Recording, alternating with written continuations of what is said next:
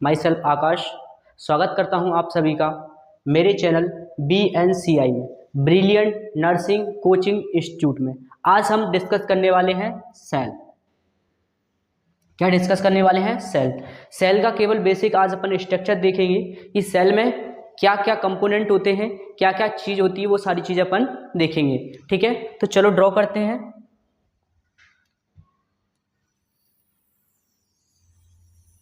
सबसे पहले हम सेल देखते हैं। सेल देखते हैं तो सेल में सबसे पहले आउटर मेम्ब्रेन होती है, इसे बोलते हैं बेटा सेल मेम्ब्रेन।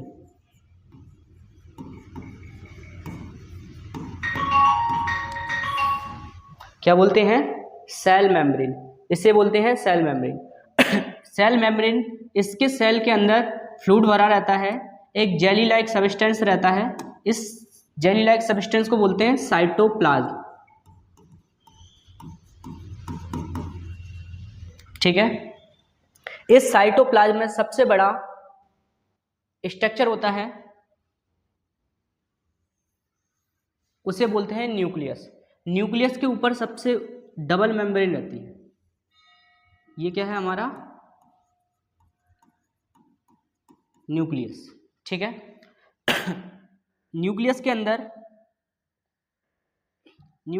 ऐसा एक स्ट्रक्चर डला रहता है। ठीक है, थ्रेड लाइक स्ट्रक्चर। इस थ्रेड लाइक स्ट्रक्चर को अपन बोलते हैं क्रोमेटिन। क्या बोलते हैं? क्रोमेटिन।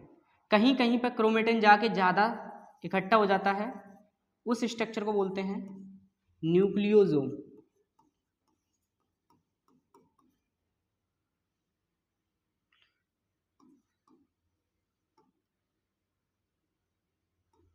ठीक है, ये बात कर ली हमने। ये हमारा न्यूक्लियस हो गया, न्यूक्लियोसोम हो गया, क्रोमेटिन हो गया। इसके अलावा ये आउटर मेम्ब्रेन है न्यूक्लियस की, यहां से एक स्ट्रक्चर निकलता है ऐसे। ठीक है, इस स्ट्रक्चर को बोलते हैं एंडोप्लाज्मिक रेटिकुलम।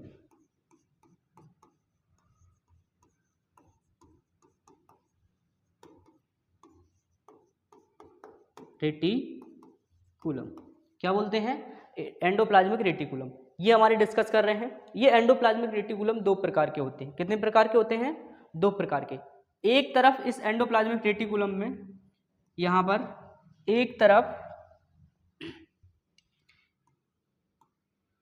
राइबोसोम लगे रहते हैं,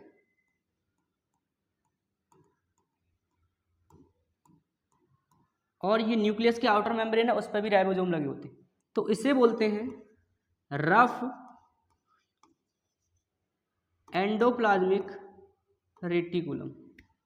ठीक है, एक तरफ इस स्ट्रक्चर पर कुछ नहीं रहता है, तो इस स्ट्रक्चर को बोलते हैं अपन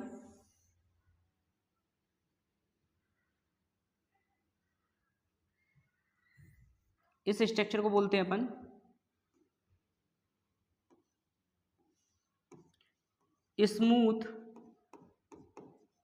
एंडोप्लाज्मिक रेटिकुलम। ठीक है, इसके अलावा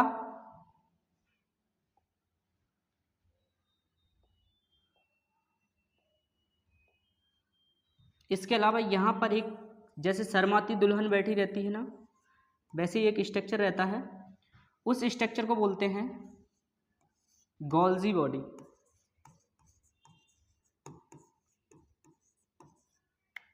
क्या बोलते हैं? Golgi body. इसके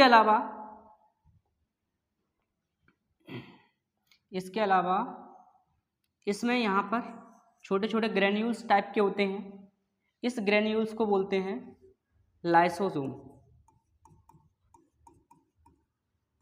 ठीक है, और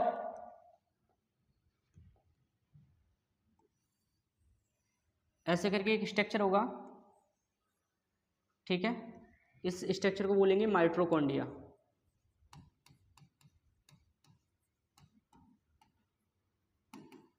क्या बोलते हैं?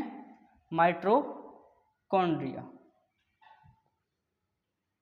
फिर इसके अलावा यहां पर एक ऐसा स्ट्रक्चर डाला होगा,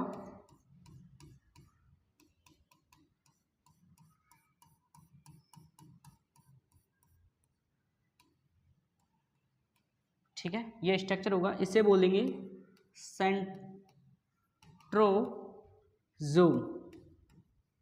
क्या बोलते हैं? सेंट्रोजोम।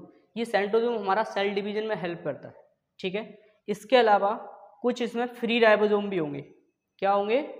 फ्री राइबोसोम भी होंगे, ऐसे करके फ्री राइबोसोम भी होंगे इसमें। ठीक है, बर्गर के शेप के होंगे ऐसे।